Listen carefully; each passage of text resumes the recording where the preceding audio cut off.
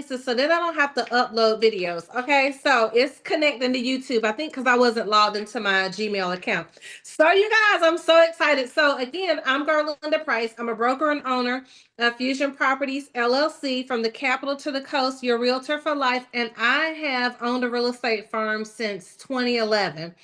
And then also, I'm just gonna go check and make sure. Let me see what's going on over on YouTube. Make sure you can hear me over there. Okay, you guys, because this is how it is when you are you're what are you, the marketing person, you're the media person, you're the CEO, you're the CFO. I'm just kidding. Okay. So anyway, so I've been a licensed firm owner for the last since 2011, and then I've been licensed as a broker since 2009. So I didn't upload my background, but just to share with you, I'm a certified international property specialist. I'm a certified investor associate specialist. What that means is I can sell properties across the country, across the world. Also, it means that I specialize in working with investors. In addition to that, I'm a certified short sale and foreclosure resource specialist. That means if someone is going through foreclosure, pre-foreclosure, they're getting ready to lose their home, or they have all these other reasons that could potentially cost them their home, I'm able to help them with that. Okay, so let me just check and make sure we're doing good over here.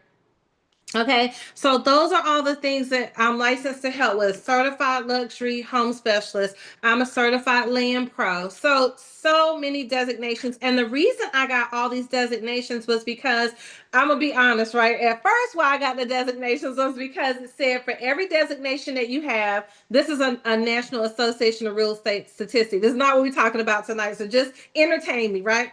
So they said for every designation that you had behind your name, it would add $10,000 a year to your earnings. So I was like, well, oh crap, we get ready to go get this money. So in addition to what you were already earning, every designation would add another $10,000. And so I found that to be true. But then over time, I fell in love with learning. I fell in love with the fact that what sets us apart and the thing that makes us unique is that we're always learning, we're always educating ourselves, and our specialties tend to find us, right? And so now, 17 years later, my specialties have found me. Super excited to talk about that going forward. But right now, that's where we're leading into is inherited properties, estates, probate. My specialty, my niche found me when my brother died, right? So my brother died 2 years ago from cancer. He had battled cancer so many times.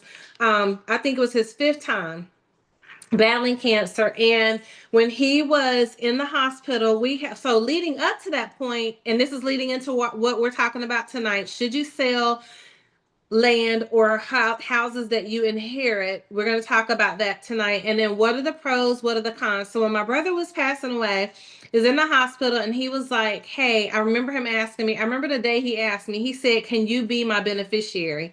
And I am not going to cry because lashes to fall off. And I said, it's too late for that, right? Because at this point, he's already signed that my mom already has his health care power of attorney. It's just too late, right? We probably after he asked me that, he may have lived another week, right? But it was just too late to do anything like that, to make any type of change like that. And he couldn't remember if he had assigned my parents as the beneficiary. He didn't know where his will was. He didn't know where his um insurance documents were. And we had asked up until that point, like when he got diagnosed, we had said, hey, where's your insurance? Do you have insurance? Now, mind you guys, I was in insurance and I was in real estate. And so before he got sick, really sick, we had talked about him refinancing his property and or selling it, and him moving into a condo or into an apartment and downsizing so he didn't have to take care of so much stuff, right? I'm gonna try not to be all over the place, but this is what will lead up to, should you keep the property or should you keep the land that you inherit, right? Or that your parents have. And so he didn't have time to fix it all up, right? To fix the property up, take care of the property, do things with the property. It just wasn't enough time to do those things. And so going forward now, he's been given this diagnosis where he's not any longer going to be in the land of the living. What do we do now? Right? What do we do now? So then the whole time that I'm thinking about his property, it's in Durham. It's in a great neighborhood. It's in a neighborhood that people want to be in. It's in a desirable location. And I'm thinking to myself, man, I really don't want to sell this property, but now I have to sell it because I have my sister is an heir. My mom is an heir, but my mom is also an owner because we were able to get her on the deed. And I'm going to be talking about more things as it relates to probate because I think it's so super important. Right now, I have a couple of probate transactions that I'm working on, and they can be very messy and very tricky, but we're going to talk about that coming up probably in January, right? Because there's some things, some announcements we'll want to make, and I want to help you with that. So should you sell inherited land or not? So my brother, we had his house. I put it on the market, but the whole time it was on the market, I was thinking to myself, I wish I could buy this property, and then I could buy my sister and my mom out, keep the property, renovate it, and flip it. That thought crossed my mind, right? And so I was like, man, and then my sister and I think we talked about it. Should we keep the property? What do you think we should do with it?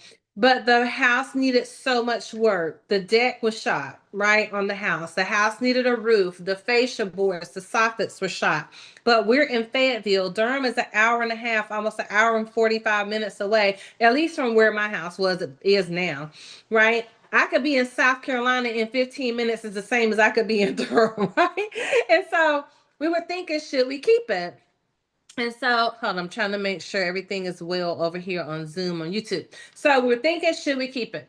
So that was not a conversation that we all mulled over or had over and over. The goal was, okay, let's sell it. Let's take the money. My mother wanted to take the money from the sale of my brother's property, and she wanted to pay off his debt, even though he didn't technically, even though the estate does have to pay the debt. I don't want to say he didn't owe it, but he literally said to my mom that he wanted all his debt paid off, and so that was what she was working towards. So should we sell the property? Should we have kept it? Okay, so had we kept the property that my brother had when he was passing away, he had purchased it for, man, maybe 140,000, $150,000. And when we ran the comps as is, it could sell. I'm lying. He paid somewhere between $80,000 to $90,000 for the house, right? And he only owed at the time of his death probably 70, 75,000. I don't even remember the numbers, but that doesn't sound right either, right? But nevertheless, when we ran the numbers, we could sell it as is for 185,000. Fixed up, it could sell for probably 250,000. Right? So then that's what you have to think about when you're inheriting a house. Let's start with inherited houses first. Do you have the money to fix the house up? Right? Do you have money to fix the house up? Is it convenient to where you live? Is it near you? 2 hours in the opposite direction from where my mom, my sister, and I live was not doable, right? Not at the time. Maybe it would have been doable if my brother wasn't dying, right? If it wasn't knowing that, okay, we're getting ready to have to go through the grieving process. In addition to going through the grieving process, we're going to have to take care of a mortgage. We're going to have to take care of his car. We're going to have to figure out probate. We're going to have to figure out his bills. We're going to have to figure out his funeral arrangements. Like, we're going to have to figure out all of these things. And so it maybe would have been a different scenario, and every scenario is different. So if and when you inherit property, you have to think, first of all, who is going to maintain the financial wherewithal and well-being of the property if you decide to keep it? And if you are going to be the person that says, I'm going to keep the property, do you have the money to pay that monthly mortgage? Do you have the money to pay the taxes? Right? Do you have the money to keep up the insurance? Do you have the money to keep up the maintenance? Do you have the money to get the grass cut and the lawn cut? Do you have the money to clean it out, to trash it out if you have to do a trash out or a clean out service? Do you have the money to get it ready for the market? Right. And so when you inherit a property, those are the things that you want to think about is, do I have the bandwidth? Do I have the financial capacity to take care of the property? Right. So when my brother passed away, there was money in his account because he still was receiving a couple of about 3 paychecks after he passed away. Right. Because he passed away like after a pay period, right? So he was still having money that was coming in, and including, I think, a bonus. He had some money that was in his account. So we had the money in the account to make the mortgage payments until we didn't, right? Not that we didn't have the money to make the mortgage payment, but he was paying for it even though he was passed away, right? So then we had the money to make the mortgage payments, and then we had the money to pay to have it cleaned out. He had already told us what he wanted done with his stuff. So that bought us time to figure out what are we going to do. So when we decided to sell it, we incurred expenses, right? So not only did we incur the expense of having to keep the mortgage payment while the house was on the market, and I want to say it took about 2 or 3 months to sell, right? So then we also had to pay for the clean out and the trash out and the removal of all the items that he didn't give us instructions for that we donated, right? So then we had to figure out what we're going to do with all his stuff. That was about $3,000, right? So it was the mortgage payment, it was the trash out, and then to get the house ready for the market, we knew we weren't going to put money into it to sell it, but we needed to pay for lawn care to do some landscaping to make it have some curb appeal, right? The curb appeal costs us anywhere from like 150 to $300, right? And then so when you think about you've gotten a property through inheritance, and you've received and or inherited a property, or you've taken over a property via probate, or you've gotten a property because a loved one's passed away and they willed it to you, and you're trying to decide should you keep it, you got to do the math, right? Can you afford to keep it? Right? Because where we see a lot of properties or people losing properties in real estate, it's normally one missed mortgage payment. It's not because they missed a lot of payments or because they got behind or they couldn't keep up. It's literally one missed mortgage payment can send a house into foreclosure, right? Because it's hard to explain, but it's like a snowball effect for all of the I did about 100 short sales during the time when I came in during the market downturn during the crash. And every single short sale that was going to foreclosure was from one missed payment, right? So think about that. When you get a property from a family member, whether it's your mom, your dad, your sister, your brother, whoever it is, can you financially pay for and keep it going once they pass away? And that's one reason to think about, should you keep it? Second thing to think about as to whether or not you should keep it is, are you the only owner? Right. Remember, I said that my mother, thank God, before my brother passed away and before he was, not coherent, we had time to add my mom to his deed. Right. So he was conscious enough that we could go in and have her added to his deed. So his house did not have to go through probate. Okay. Now, everything else in his estate went through probate. But because my mother was on the deed, it didn't have to be probated. Right. So you have to, and then my sister and I were not on the deed. My mother was, right? So God forbid something would have happened to my mother during the time the house would have had to go to probate, right? So you have to think about, are you the only one with the inherited house that gets to make a decision? And if you're not, now you and your siblings, or you and the heirs, step heirs, if you have step brothers and sisters, if you have family members that you are estranged from, if there's an ex-wife and or a new wife, like how many other people own the property with you when the decedent is no longer here, the person that's passed away, right? Because we're talking about, should you keep the house and the land or not? Right? That's what we're talking about tonight as it relates to properties in real estate. Should you keep it or not? Because the first thing that people tell me, oh my gosh, do you know how much money we could make off this house? Do you know how much money we could make off this land? It's in such a great area. Mama would have wanted us to keep the land. Daddy would have wanted us to keep the land. Grandma would have wanted us to keep the land.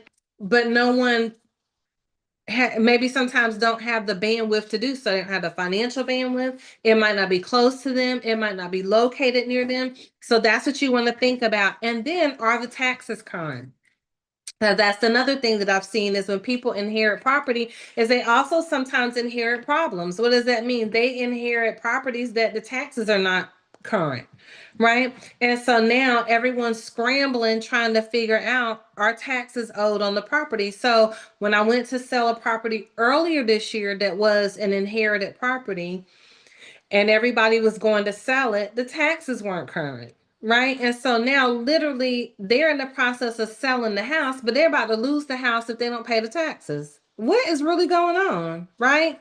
And so that's the third thing that you want to think about. Again, the first thing is, can you financially carry it in addition to your household you're already carrying? Secondly, Can you cover, I'm sorry, is there somebody else that owns it with you? And are you all in agreement as to how to move forward and proceed forward with the property? Sometimes people are not in agreement in the probate process, right?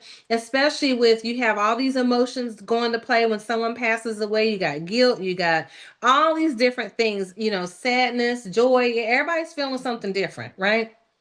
And then the third thing is, are the taxes current, right? Because now you've received a property, you've received this house, and now you find out there's back taxes due. Now you got to figure out how far are the back taxes and can you afford to catch them up, right? So those are some things you want to think about. And I got my notes over here. So also, did you inherit it alone or jointly, right? Another thing is there a mortgage or a lien? So I have some property that I'm trying to sell for a client, and there's liens on the property, right? And so the person inherited the property, but they also inherited the liens, right? Because liens run with the land, right? That's a real estate terminology, right? If there's an IRS lien, it attaches to everything that that person owns, including the estate, right? If there is a bank lien, it attaches to that particular item. But IRS liens, if you have, let's say you have four properties, right? And you say, well, I want to go sell 123 Main Street, but the person that died had an IRS lien. 123 Main Street's affected, 223 Main Street, 333 Main Street, and 444 Main Street is all affected by the IRS lien, and none of those properties can sell without paying off that lien or having enough to pay it off. Okay. So the question you want to ask is, are there any mortgages or liens attached to the property? And guess what?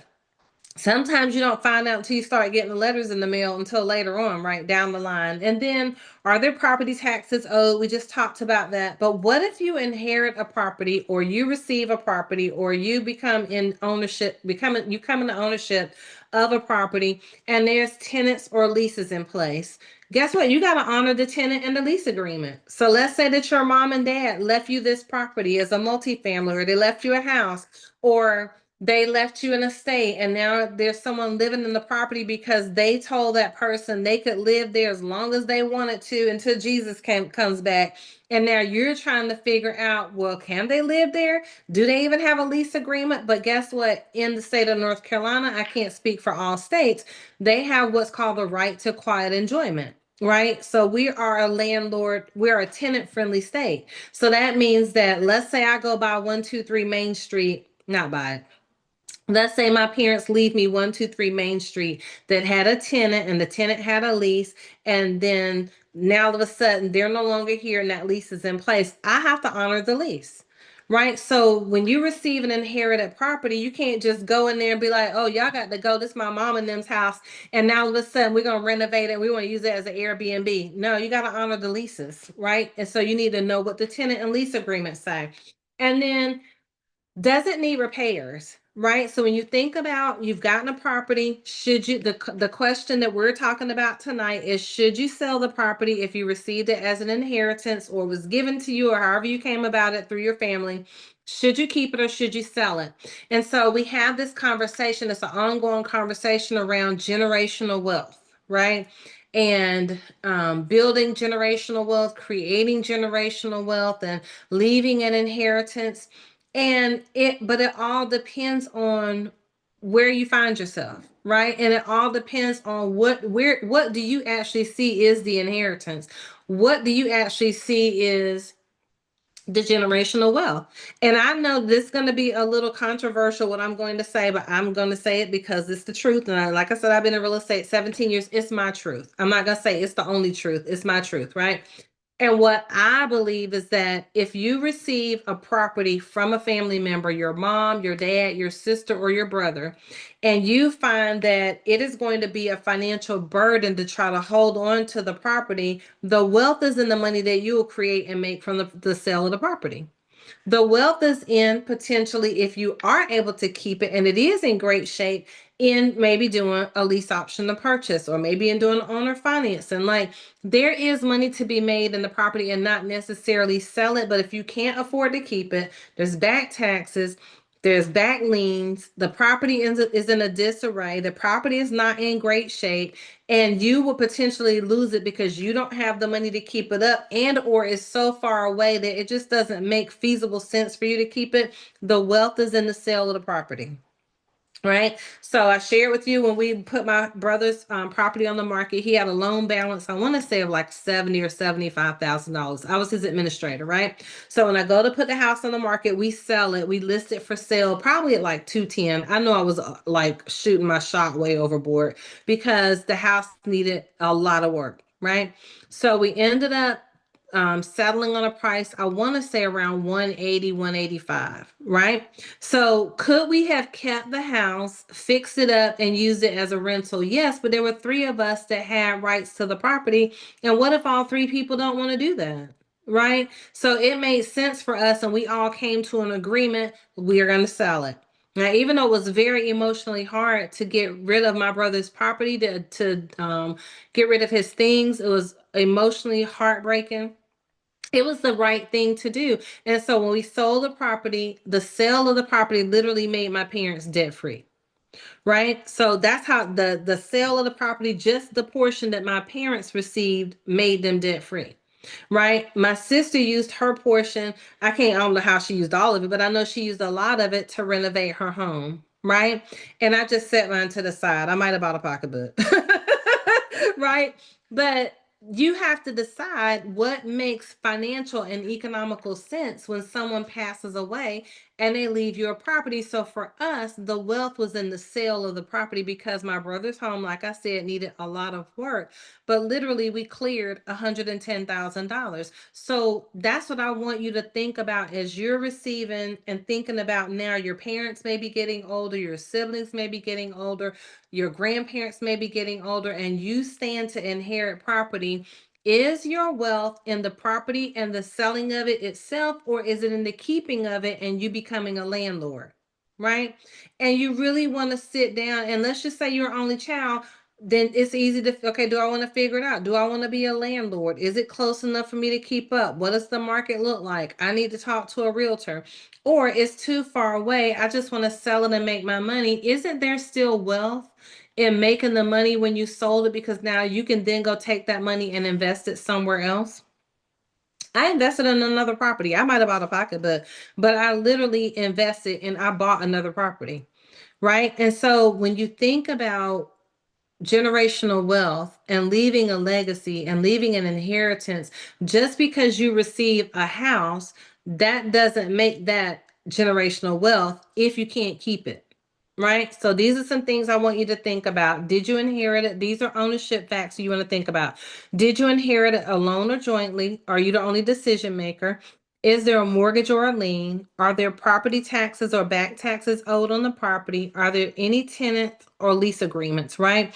And then what's the current market value in its current condition, right? So I could have looked at my brother's house and said, because we're talking about should you keep the house or the land when you receive it as an inheritance or from your family, right? So looking at current market value, I could have said, okay, well, this is what the house will be worth fixed up. But when you're talking about it fixed up, we're looking at it today in its current condition. And in its current condition, it needed about $70 to $80,000 worth of work. We had to be realistic. Right. And I really hate using the word realistic because I think big. I love big thoughts. I believe that with God, all things are possible to him that believes, and you do as well, I'm sure. But what was looking us in the face right then was this is 70 to $80,000 worth of work. And there's three of us that have to make a decision on it. Okay, we're going to sell it because instead of investing 70, $80,000, we're going to be able to make 70 to $80,000.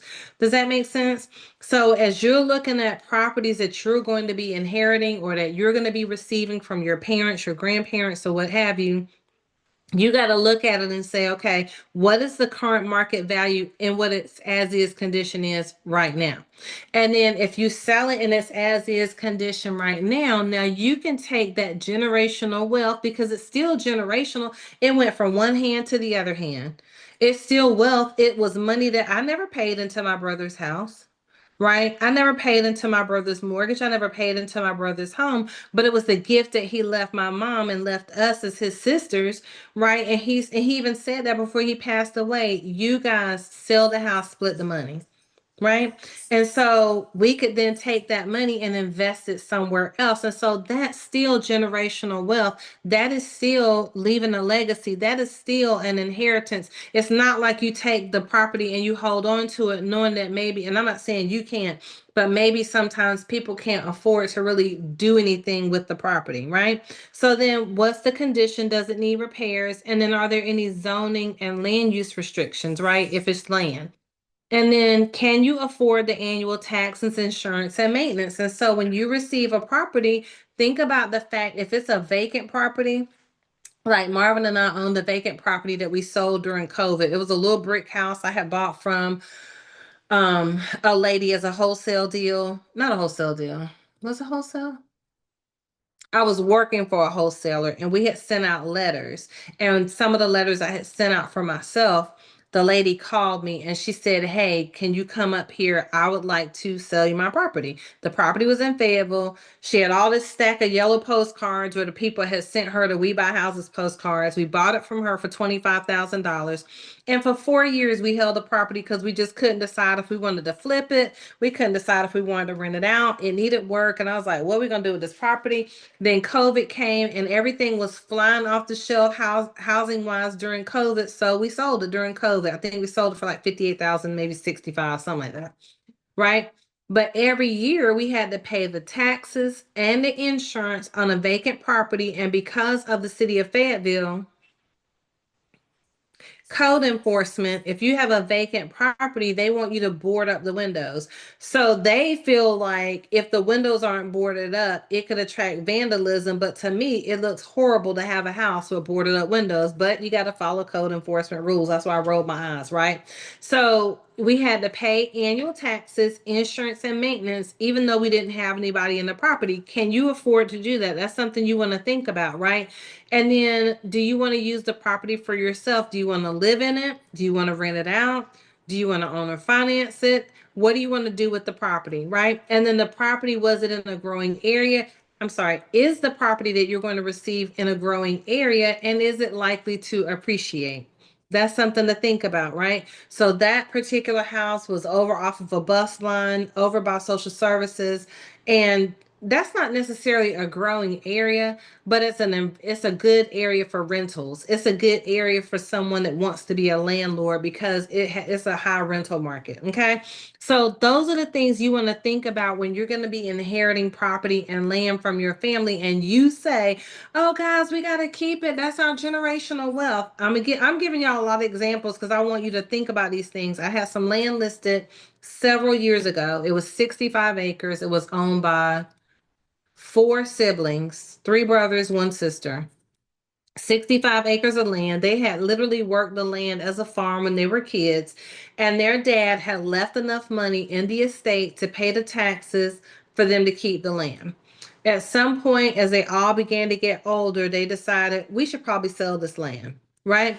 So when they put the land up for sale, they wanted to list the land for well over $1 million. It was overpriced, right? And I even told them, and they had tried to sell it before. I think they had had it on the market 2 or 4 years before I got the listing, right?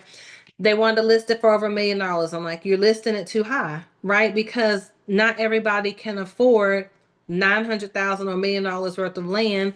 At the time, lending was getting tighter, and so they weren't willing to list as what the market was telling them it could bear. So when you have land or when you have a house that you're receiving as an inheritance, listen to the professional. Right, y'all, not no lie to you. I know I had that land listed probably for 4 years, and by the time we kept reducing the price to where they finally came down to where I told them the price should be, two of the heirs had passed away. Two of them were left, and now that all the development had taken place around them because they could never come to an agreement on the price. I finally let the listing go because I was like, they're just not going to listen. But guess why they wouldn't listen? And you don't want to fall prey to this. They were emotionally attached to the property. Anytime I go on a listing now, knowing what I know, If someone's emotionally attached to a house, or they're emotionally attached to the land, I won't list it, because they have to have time to process through their emotions, to process through the grief of letting go, to process their release from the land. Literally, you have to, right? So I would tell them, hey, I think you guys are still emotionally attached to the property. And they would tell me, well, yeah, we had to raise the pigs, we raised the hogs, we worked this land. And I understand that. And I don't take that for light. I don't take that lightly. I don't take it for granted. But because they felt that way about the property, they were never going to come to a price that made sense to release the property. Right. So when you receive your inherited land, or you receive a house via an inheritance, give yourself time to process what you want to do with the property, as to whether or not you should keep it, or whether or not you should sell it, whether or not you should lease it, or whether or not you should let it go. Because as long as you are emotionally attached to it, it's not going to sell, and you're not going to do anything with it. Right.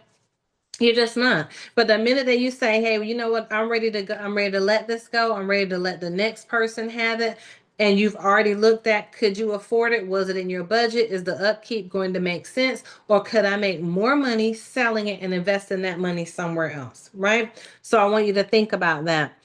And then, could you live in it? Right? Is it free housing, and is there potential appreciation? Now, a lot of people don't go back and live where they grew up.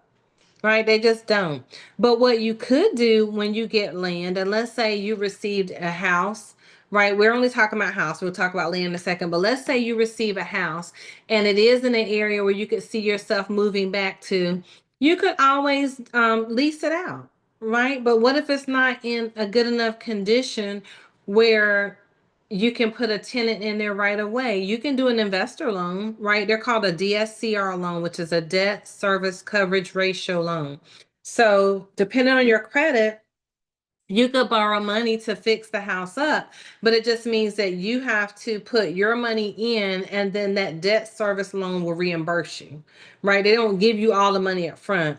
You have to do the work and they'll pay you back. Do the work, they'll pay you back. So think about that. Is it in an up and coming area where you could put a tenant in there? Right? Or what if you say, you know what, I want to keep the house and I want it to be an investment, but I don't want to do any work. I don't want to fix it. I don't want to flip it. I don't want to paint it. I don't want to repair anything. You could do what's called a an as is contract for deed. I think it's called land contract. I might be saying that wrong. A land contract or a contract for deed. What does that mean? That means that you could be the bank. Instead of being the investor, instead of being the flipper, instead of being the landlord, instead of being the renovator, you say to the general public, hey, I'm willing to finance this house for you over the next 30 years. You give me X number of dollars down, you pay me this amount monthly, and then I'm going to let you over time owner finance this property from me, right? So then, and you sell it as is. They're responsible for the upkeep, they're responsible for the fixing, the flipping, not the flipping, the fixing, the painting, the repairs. They're responsible for everything. You're not responsible for anything, because you're the what? The bank. But that means also you got to go and get a lawyer to draw you up a land contract, right? Because if they draw you up a land contract, then if they stop paying, you can evict them and put them out, right? And so that's something that you can do with the property when you say, okay, I want to generate wealth, or I want to have an inheritance, or I want to create long-term residual income. There's so many things that you can do with properties when you receive them as an inheritance, but you got to know what's going to work best for you. Do you want to be a landlord? Do you want to be the bank? Or do you want to sell it and get your money and move on about your business? Right? So you want to think about that. So, if you have land, do you want to use it for farming, recreation, or future development? Right? So I just sold my dad's land in Onioncock, Virginia. I don't know where I got these stories from, right? I mean, I know it's the Lord, right? But I just saw my dad's land in Onioncock, Virginia. I'm licensed in the state of North Carolina. So somebody asked me how was I able to sell his land, because my dad was a for sale by owner. I had him put me on his deed as a owner alongside with him and my sister, me and my sister and my dad. So therefore, I could transact business for my dad as his general power of attorney, right? So that meant that anytime somebody called about it, my dad put me in charge, right? So people would call me about the land. They would make all these lowball offers on the land. And so what I did, not knowing anything about Onancock, we had gone to the DC, Virginia area, and I told my husband, shout out to Pastor Marvin Price Jr., love you, honey, lamb chop. I said, when we leave DC, I want to come back through Maryland and come home that way so I can see what this land looks like. On the way up there, this guy ends up going over to the land and sends me all these pictures of what my great grandmother's land looked like. And he says, no one's going to pay you where you're asking for the land because this is what it looks like. He saved me he don't even realize he saved me a 6 hour trip over to Onancock, Virginia, right? So get the pictures of the land and upload the pictures. But it also made me think about, do I want to keep this land? Then I talked to my sister. My sister's like, I really want to keep the land. But my dad is like, no, I want to sell it. I want my money. Right. So I was like, okay, so I have to honor my father's wishes. Yes, I may want to keep it. Why? Because you could use it for farming. You could use it for recreation. It could be future development. This is our generational wealth. You're selling our inheritance. Like, we're going through all these different emotional things over a piece of land we've never seen, but that my dad grew up on during the summers, but it belonged to my dad. So we have to honor his wishes. So I called the town of Onancock and I said, tell me why people come to Onancock. Because I can see online that it's a very small town. There's hardly nothing there. Come to find out, it's one of the largest bird watching capitals in the country. People go there across from Chester. They crossed it into the Chesapeake Bay, the Chesapeake Bay was probably 35, 40 minutes from my great grandmother's land. People go there to go crabbing. They go there to get off the grid, to relax, to unwind from the city, right? From Maryland, from DC. People come over to Onancock and Accomack County, Virginia. It's like they just go there to relax and to bird watch. And there's all these different species of birds that are nowhere else in the country, right? And so I was like, get out. So then they talked about people that go there and live in off the grid glamping. There's major RV parks there. So there's all this potential growth and future development that this land could attract. But guess what? Is an acre of land in the middle of nowhere still. Let's because we gotta be realistic. It's still wooded.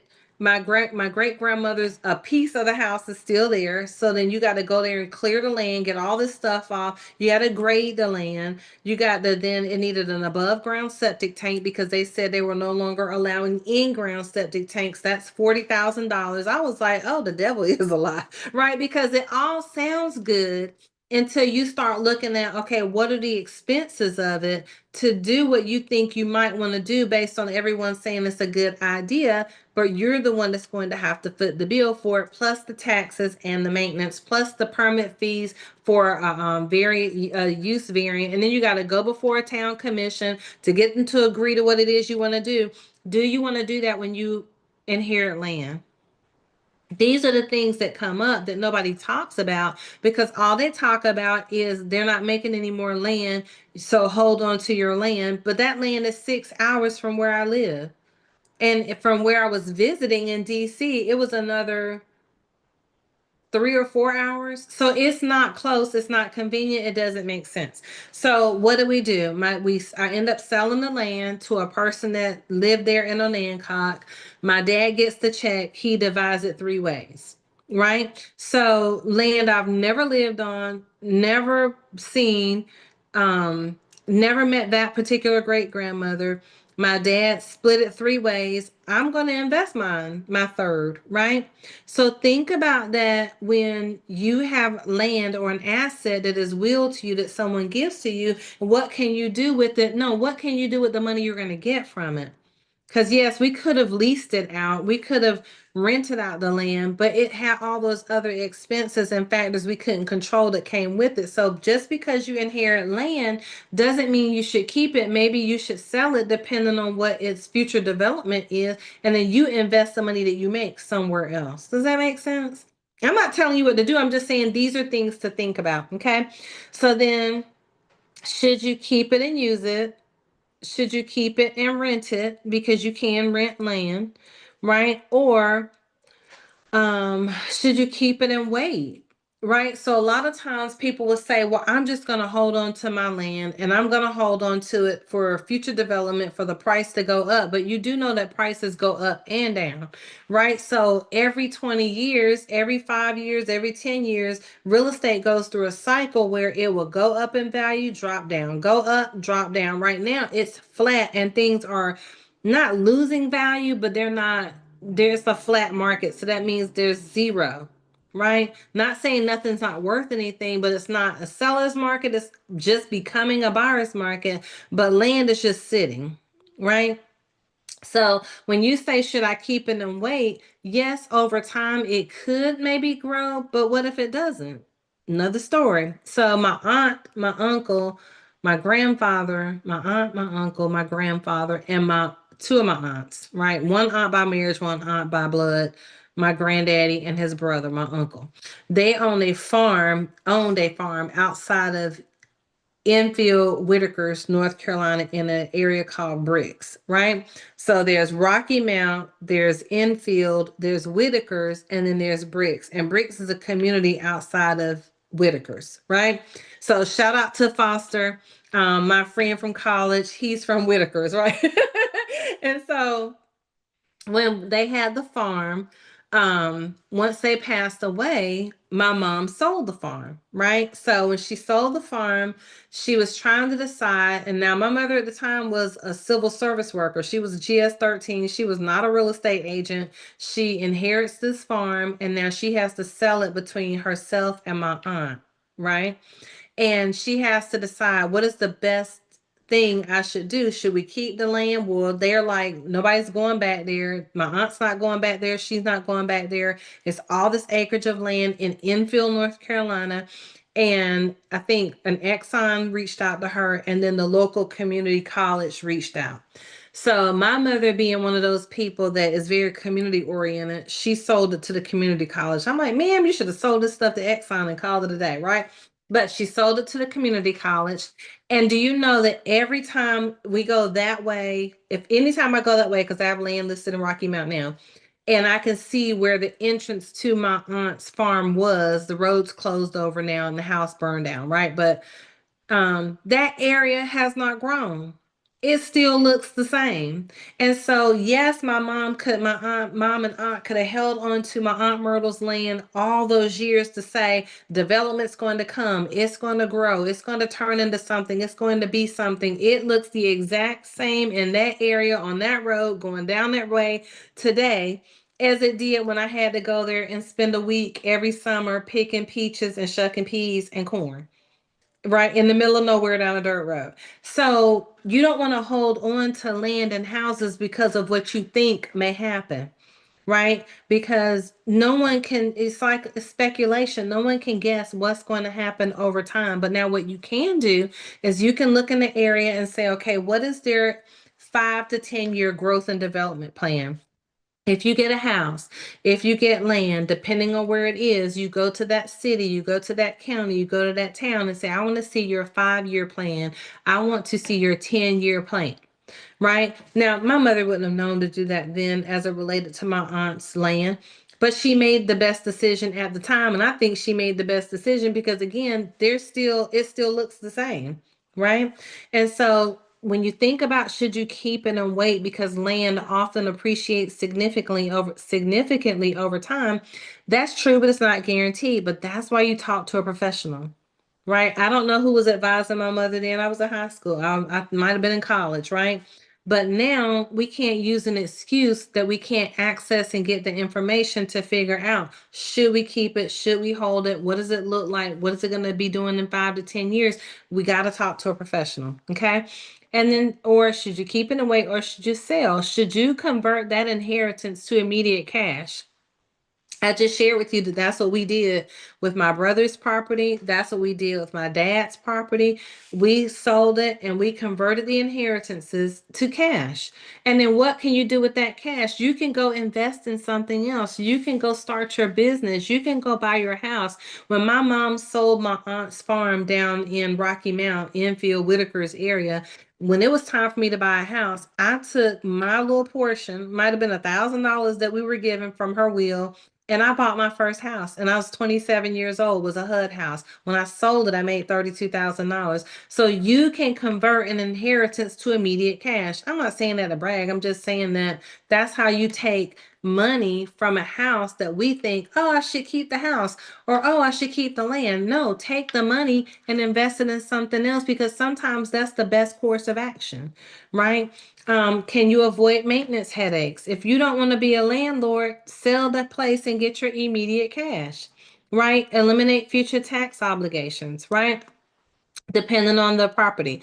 And then something else to consider, we just talked about it, was consider emotional and family factors. Do you feel emotionally attached to the property? I semi felt emotionally attached to the property that I sold for my dad, because I had never met my great grandmother.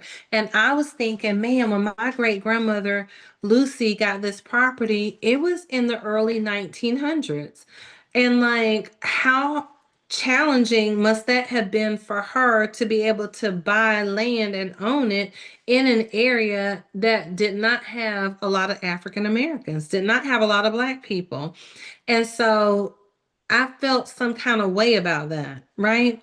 And so you may feel that way culturally when it's time to figure out, do you want to keep the land or should you sell it? Because tonight we're talking about to sell inherited land or to keep it, to sell inherited houses or to keep them, and the things that you have to consider when you're doing that. And so if I haven't met you, I'm Garlinda Price. I'm the broker and owner of Fusion Properties LLC, from the capital to the coast, your realtor for life. I love to serve you and your family.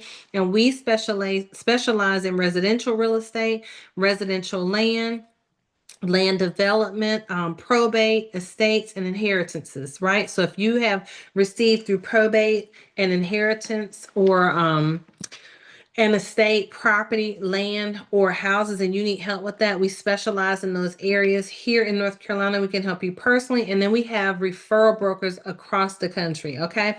So we can help you. And then was it a family home or with sentimental value? So you do have to think about, is there some sentiment attached to ownership? So I had some land that was listed maybe 3 months ago, a huge, about 165 acres of land, right?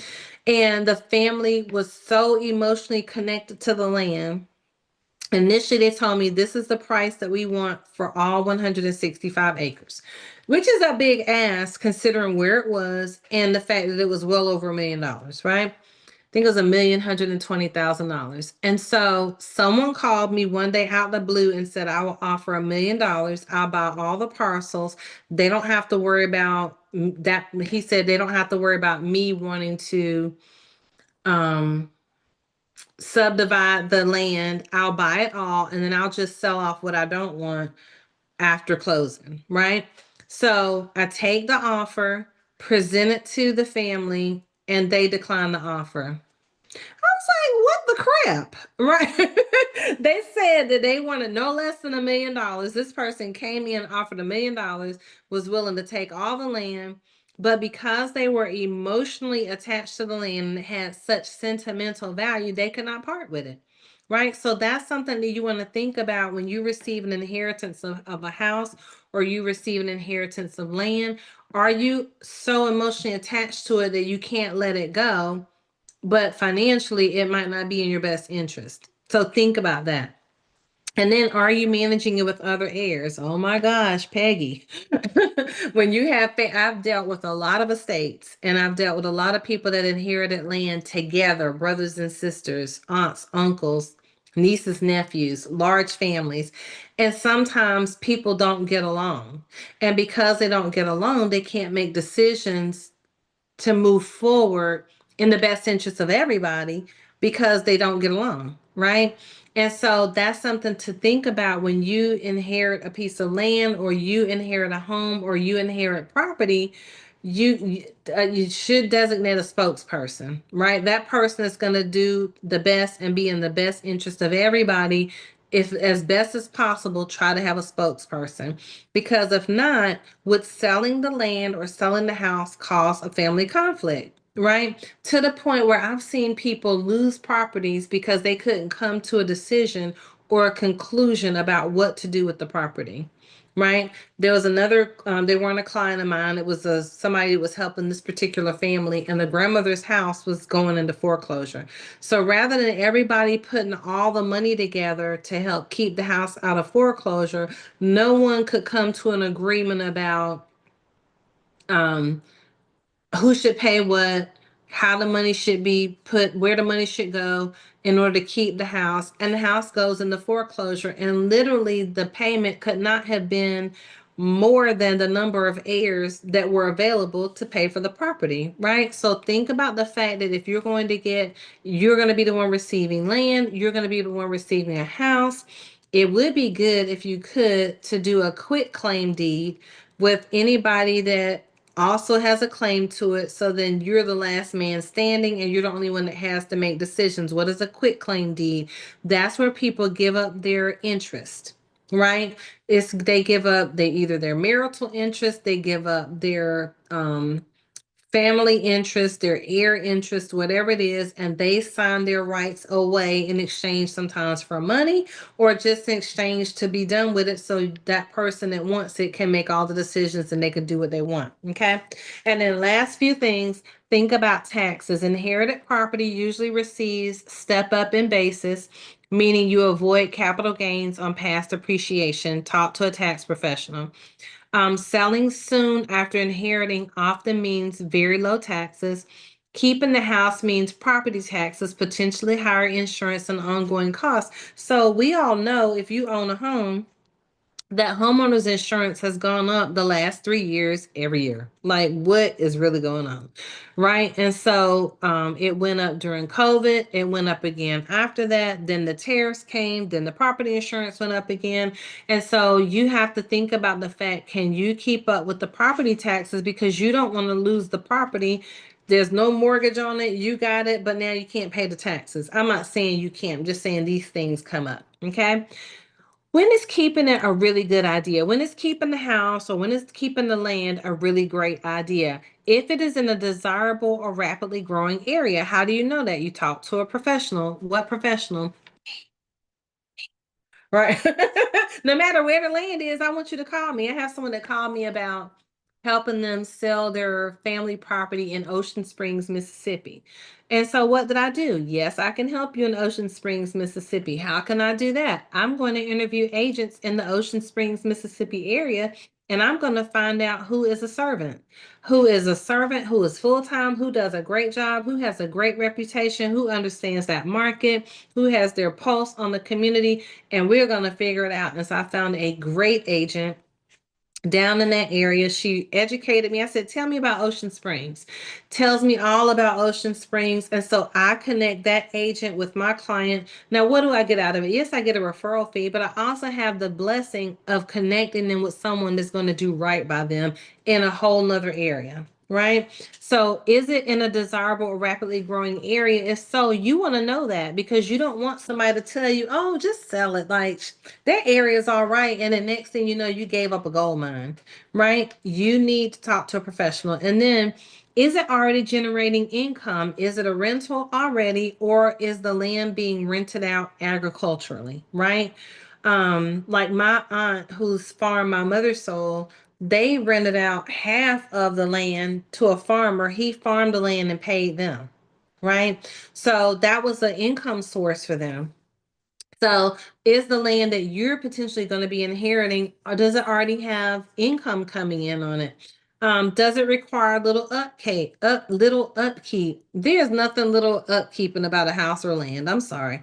I mean, maybe somebody may feel that there is, but every house needs to be upkept, and every piece of land has grass that needs to be cut and trees that need to be trimmed back. I mean, it's just it has some type of upkeep or maintenance that you have to do on it, even if that's property taxes. And then when is keeping it a good idea? When you want to use it personally or as a future investment. So let's say you inherited a beach house. Well, yeah, keep that puppy. And if you don't want to keep it, call me. I'll buy it from you, right?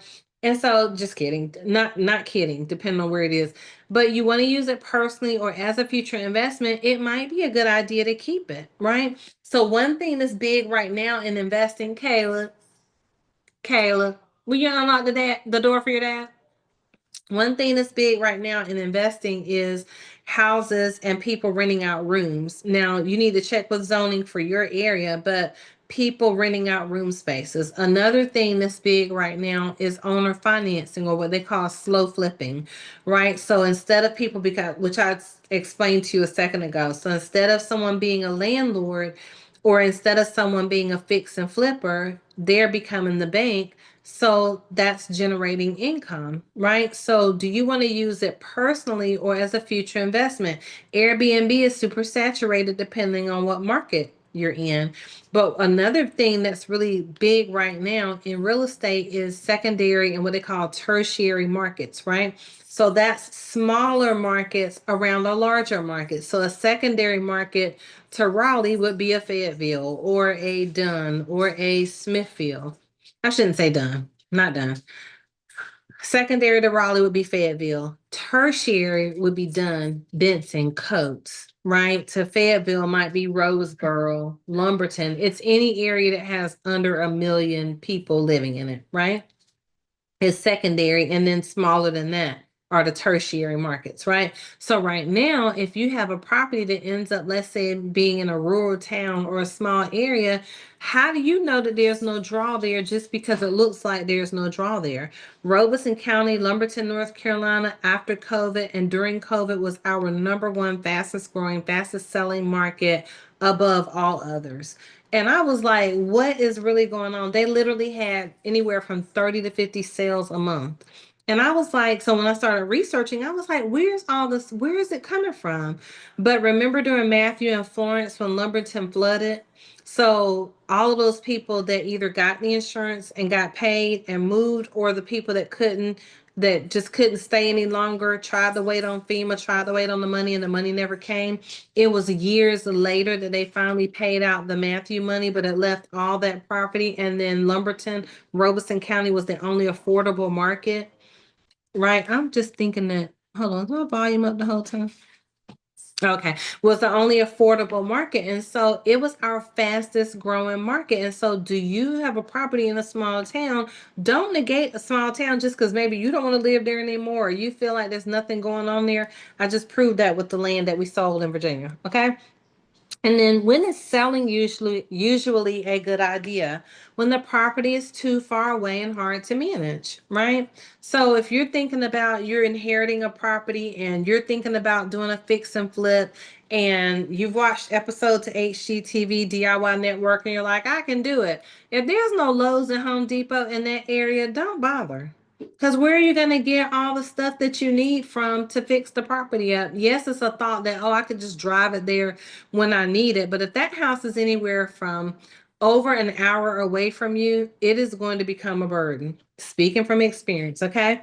And then when is selling a good idea? When you don't want to become a landlord. Maybe you don't want to deal with um, people's refrigerators and dishwashers and things breaking down and toilets getting stopped up. Maybe you don't want to bother with that. You just want to make your money go on. Then selling might be a good idea for you. You need money now and prefer liquidity. So if you own a property that you inherited, land that you inherited, and you're like, man, I need some money, you can get you liquid cash just like that. I don't say just like that, depending on the market and how and if it's priced right, right? But you could easily turn it into liquid cash, right? And then when is selling a good idea? When the house requires expensive repairs. So remember I gave the idea about my brother's house and we are like, well, we thought about keeping it. It was a quick, no, we need to sell this because it was going to cost $70,000, $80,000. Let's sell it and get our money. That's what we did. And then when co-owners disagree on what to do with it, it is best to sell it. So family property, won't name names, won't talk about it, right? And I won't give the details, but someone wasn't in agreement to sell, brother and sister. The husband was like, we're selling. And so what did he do? That person went and they petitioned the sale. Um, it's called a sheriff sale. I think it's called a sheriff sale. Petition the sale. That meant that everybody had to sell, whether they wanted to or not, because now it's a legal action. So sold the property, they divided the money, everybody went on their way. But that was because the co-owners couldn't agree what to do. Right. So one person forced the issue by going to an attorney. So a good rule of thumb is that the property will cost you more money, time, or stress than it will in return. Selling is the better choice. And if it fits your long-term goals or can bring you income with manageable effort, then keeping it can be a very smart choice. If you're confused about what to do and you're like, well, I don't know what to do, call me. Call me now. So again, I'm Garlinda Price, your favorite broker and owner. I own Fusion Properties LLC, from the capital to the coast, your realtor for life. So that means we work every county in the state of North Carolina. We'll help you personally. My number is 910-494-7798. You just Google my name, Garlinda Price. I'll pop up. Right. I'm here on Facebook. I have a YouTube channel over here. Shout out to all of you that are watching over on YouTube. God bless you. Thank you for being here. And thank you for those that are watching on Facebook. And I would encourage you, share this, right? Because a lot of times we don't know what we don't know, and we don't know what we need help with. So we're super excited. Again, we specialize in residential houses. We specialize in land. We are land pros, and we also specialize in helping those of you that are going through a short sale or need to go through a short sale, or maybe potentially losing the home to foreclosure, or you've received a property through probate, inheritance, or an estate. We specialize and can help you with that. So God bless you guys. I look forward to talking to you next Monday. I'm not sure yet what our topic is going to be, but every Monday it's a Monday Money Mindset, where I'm teaching you something about real estate, land, or real estate and land investing, so that you can become financially savvy and go in the direction that you want to go with your property or with your land.